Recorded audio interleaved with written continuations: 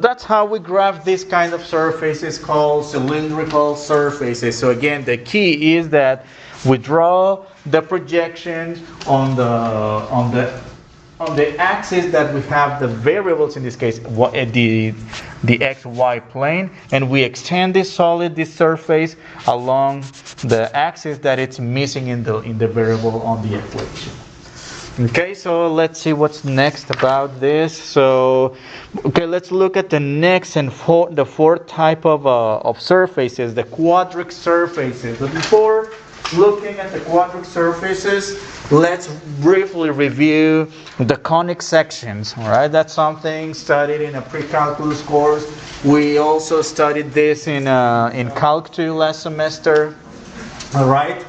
And well, number one, the general equation of a second degree, the general form of the second degree equation into variables is ax squared plus bxy plus cy squared plus dx plus ey plus f. However, we work with the case in which b is 0 because this xy term actually rotates these graphs at a certain angle. In fact, for example, parabolas, we might remember parabolas, they were either vertical parabolas or horizontal parabolas, right? Same with hyperbolas and ellipses, either extended horizontally or vertically, but you have never seen maybe ellipses that extend diagonally, right?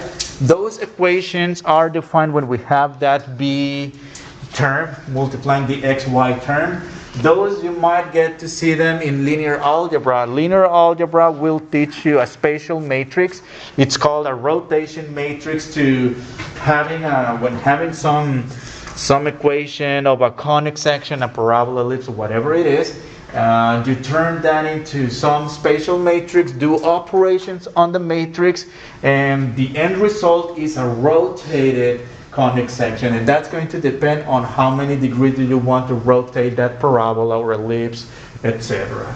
If you don't get to see that in linear algebra here in 254, typically that's taught in an upper division linear algebra course. But that's something that exists, and that's why we don't use this, right? And well, parabola, that's when either we have A or C, but not both at the same time. That's because we only have one of the variables squared, right? The other one is to the first power, and well, we have y equals ax minus h squared. That should be here, not there, and plus k. Or we also have the alternative, x equals a y minus k squared plus h, depending whether this is a sideways parabola or a vertical parabola, right? We have the two options. A circle, that's when we have both variables squared but the coefficients are the same, a and b, and these are actually not equal to 0. An ellipse, it's this quadratic equation when we have both quadratic terms, but actually a and c are different, right? That's what gives rise to the denominators to be different and having different intercepts, and that tells us the length of the minor axis and the major axis of an ellipse. And hyperbola, when we also have both quadratic terms, but in this case they have opposite signs. One, and well, in this case the what's it called? The branches of the hyperbola open in the direction of the variable that has the positive sign. Like in this case, this hyperbola describes a sideways hyperbola because it has the positive x variable in this case. Okay, so if we extend this to 3 variables, which is what we're going to do next.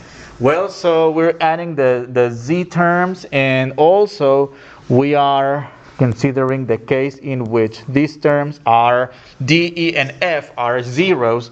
So, but in this case, well, in the previous case, in 2 dimensions, we had 4 conic sections: parabola, ellipse, circle, hyperbola, and oh wait, there, yes, four of them, right? There's more for when it comes to 3D. There's a total of 6 different that you don't have to memorize the equations. That the summary for the different quadric surfaces are on the very last page right here. And this is what we have. We have an ellipsoid. Alright, this is the traces, every single trace describe an ellipse on the xy plane, the yz plane, the xz plane. Elliptic paraboloids, well, that's having like, well, in this particular case in the picture, a circle or an ellipse, depending on the coefficients. It's circular, but somehow opens up as a parabola. How do we relate that to the conic sections? Notice only 2 variables are squared, but only one is not. It's not squared. It's a very similar pattern as in the parabolas in 2 dimensions. And what else? Hyperboloids, at least one has a negative sign. And what else? A hyperboloid of 2 sheets. 2 of them are negatives. And this is the look of a hyperboloid of 2 sheets. Elliptic cones. And well, this is the equation. So we have the 3 of them squared, and one of them is on the right hand side of the equation. And what we have one more, the hyperbolic paraboloid, which it's like a saddle right here. You know, like Pringles chips, right? Have you seen how Pringles chips have like a... So those Pringles chips are going to come back when we find maximums and minimums of a function. So you might recall in Calc 1, you use the first derivative test to find a maximum and a minimum. So in this case, well, because we're going to have different directions, x and y, notice how this hyperbolic paraboloid has a minimum and at the same time is a maximum, right? That's actually what we call a saddle point. And again, think of Pringle chips; they're really saddle points, right, in their center. And no, you don't have to memorize this, and you don't have to draw this by hand. Well, all we're going to do. I mean, I can barely draw like a straight line in 2D. Come on, how would I expect you to draw this? I mean, unless you have like those special skills and draw them. But well, no, that's not what I would expect. Well, let's look at one example and classify their surface, right? Well, what do we have? Number 1, we have x squared, y squared, and z squared, and a constant term, and all the quadratic terms happen to be positive. Can we relate this to anything from the last page? It looks like an ellipsoid. How about we rearrange the equation, because we will have to as well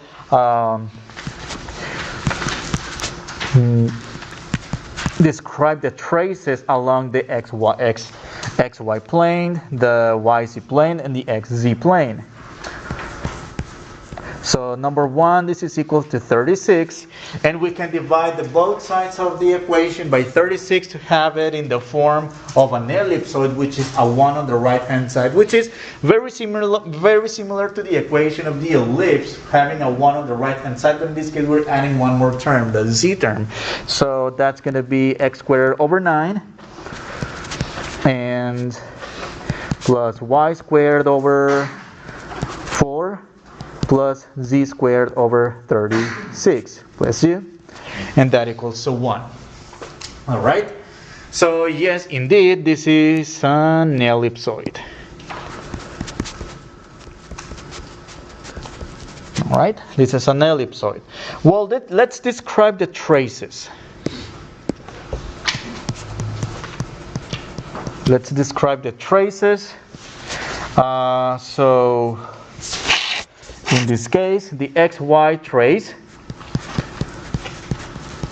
We get the xy trace by setting the variable that we're not mentioning here equal to 0. In other words, z equals to 0, and this will be x squared over 9 plus y squared over 4 equals to 1. And then from here we're going to get the xy, the yz trace. And in this case we make x equals to 0.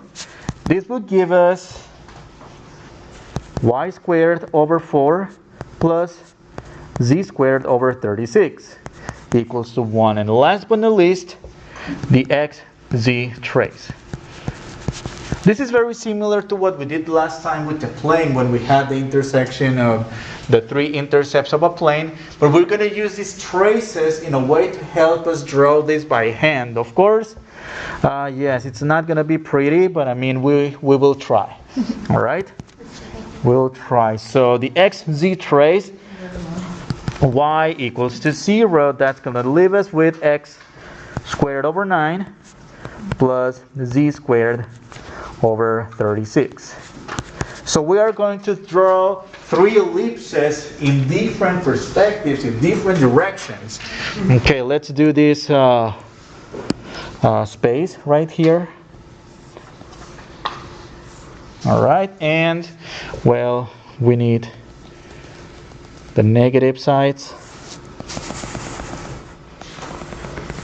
All right, let's try our best. Well, this is x, y, and z. Okay, so the trace in the xz plane, this means, okay, let's look at each equation individually. The denominator of x squared, take the square root, that's going to be plus minus 3. That means in the x direction, this is going to go 1, 2, 3, 1, 2, 3, right? And in the y direction, it's going to go the square root of 4, which is 2 units. 1, 2, and 1, 2. That means that trace is going to look like this. All right? So that's the ellipse projected only in the xy plane. All right? Let's look at the yz trace. So the yz trace, we need the y and the z axis, which is this one right here. So that's going to be, in this case, y 4 units, and z, okay, what's the square root of 36? 6, okay, it's going to be 6 units up and 6 units down. And it's going to pass through. All right, and it's sort of looks like 3D, a potato, right? Yes, and last but not least, the xz trace. So x and z, that's going to be, okay, 3 units, and so that's a, oh wait, no, this was supposed to be, yeah, that's fine, xz. No, okay, so that was supposed to be y and z. Oh, okay, yeah, it was vertically like this. It was supposed to be vertically.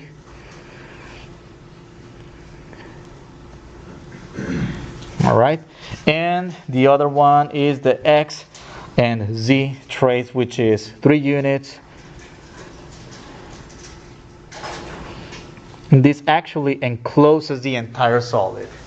All right, yes, it's not, these are really not that easy to draw in paper, but I mean, at least we get a sense by describing the different traces of x, y, y, z, and x, z.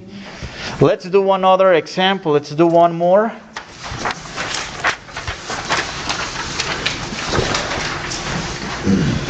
Classify the surface for y minus x squared equals to z squared.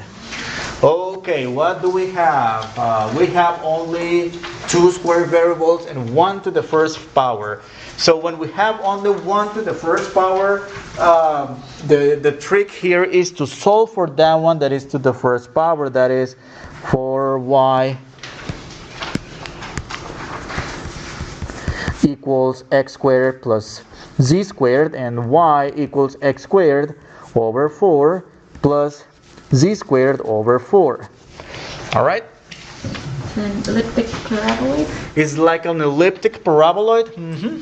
It looks like it is an elliptic paraboloid from the very last page. Let's verify that. Of course, yes, elliptic paraboloid. Yes. And well, even though we call it an elliptic paraboloid because the word elliptic generalizes the whole shape, but because in this case the two denominators are the same, this will be really a circular paraboloid, not really an elliptic. But again, keep in mind that a circle is really a special case of ellipse in which the two coefficients are the same. So, okay, so how about we get the traces first to get an idea of what we're going to plot. So the xy trace, again, makes z equals to 0. So that's a y equals to c squared over 4.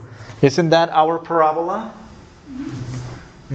So what about the y z trace? The y z trace, that's going to be making x equals to 0. Oh, wait a minute. No, the xy trace, yeah, this is supposed to be x, right? Yes, that's going to be c squared over 4. Okay, the tricky part right here. For the x z trace,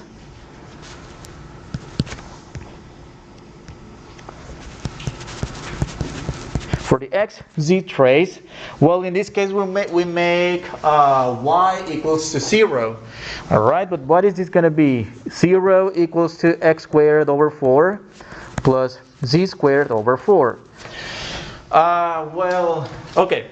The first two traces, parabola and parabola, right? That is the parabola in one direction and the other direction to give the parabolic shape of the surface. But what about this x squared plus z squared, x squared over 4, z squared over 4 equals to 0? Okay, if we were to solve this equation, for which values of x and z would this be equal to 0? There's only one possibility. Just the origin? Just the origin, right? But that doesn't tell us anything because, I mean, a trace just being a single point, well, what if instead make, in this particular case, make y equals to c, all right? Y, whatever value this is. This will be instead c equals to x squared over 4 plus c squared over 4. Now, let c be whatever number, 1, 5, 17 times 4, whatever that is. What would this equation describe? A circle, right? That's the circular part of the surface in this case. Well, if this little c freaks you out a little bit, well, don't worry too much about it. We will see about this later when we look at graphs in 3D. We're going to look at level curves. So for different values of c, we'll look at level curves that you may have seen before. Have you seen those weather maps? How you have like lines or curves and different colors, different shades of colors describing how strong the, I don't know, maybe the rain is at one point or the temperature, depending on what radar is. It's describing, well, these level curves. Those level curves are described by those values of c. Well, we'll see about that later. So number one, for now, let's graph. Okay, let's start with that origin. All right, that's the point 0, 0. The xy trace, that's going to be a parabola in the xy direction. All right. Well, let's label the axis x, y, and z. Now, on the y and z plane, we will also draw a parabola.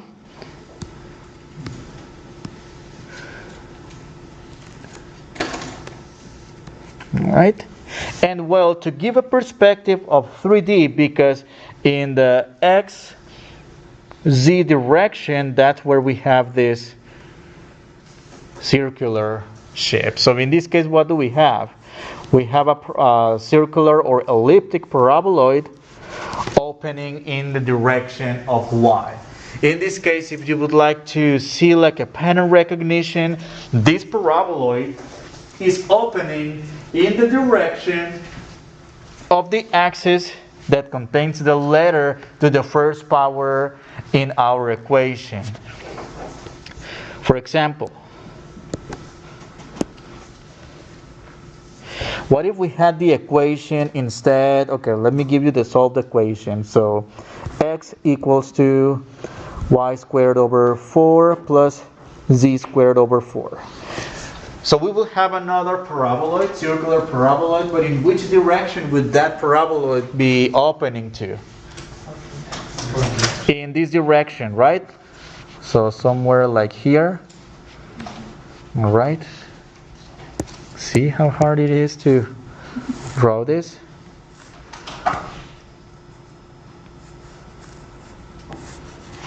Come on. Well, sort of, right? So in the x direction. All right? And of course, I mean, again, you don't have to memorize these equations. You can write down the equations, and just so you can recognize. If I ask something on the exam, I would ask you something easy to recognize, like like this paraboloid, or something like an ellipse. So like the other ones, forget about those. They're just there for our awareness in here.